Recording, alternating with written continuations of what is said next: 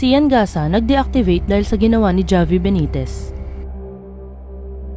Nangyaring ito sa Facebook ni Sian Gasa, ikinagulat at ikinabahala ng marami. Hot topic pa rin hanggang ngayon sa social media ang pangalan ng mayor at congressman na si Albi Benitez. Ito ay matapos kumalat ang kopya ng reklamo ng kanyang asawa na si Nikki Benitez laban sa kanya. Ang inihain na reklamo ni Nikki ay may kinalaman sa karahasan sa kababaihan at kanilang anak. Matatanda ang nadawit rin ang pangalan ni Ivana Alawi sa reklamo dahil sa pag-akusa nito na si Ivana ang bagong kalaguyo ni Albi. Nag-file rin kasi si Albi ng annulment at mukhang ito ang napainit ng ulo kay Nikki. Marami rin litrato ang kumakalat sa social media na dating kasintahan ni Albi ng mga artista.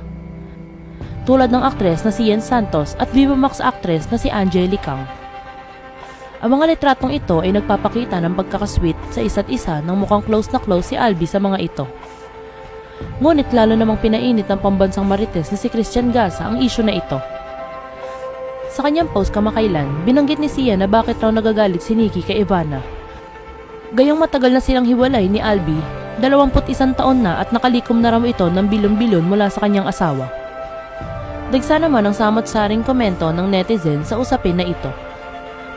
Merong nagsasabing mahilig raw pala ang congressman sa mga sexy star at marami raw itong pera kaya nakukuha ng mga babae. Meron din nagsasabing hindi ito papatulan ni Ivana dahil sa itsura nito at may sariling yaman si Ivana. Samantala, hindi na ma-search ng mga netizens ang Facebook ni Sian Gasa. Tila ba'y ito ay nag-deactivate o burado na ang kanyang Facebook. Hinihinala ng netizens sa may kinalaman ito sa post ni Javi Benitez, anak ni Albi. Sa isang post kasi ni Javi, binanggit nito ang pangalan ni Christian Gasa. Wala nang kasunod o kadugtong ang post, pangalan lamang niya. At mukhang itong post ang nakapagtigil ng ingay sa pambansang marites dahil maaaring makatanggap ito ng threat.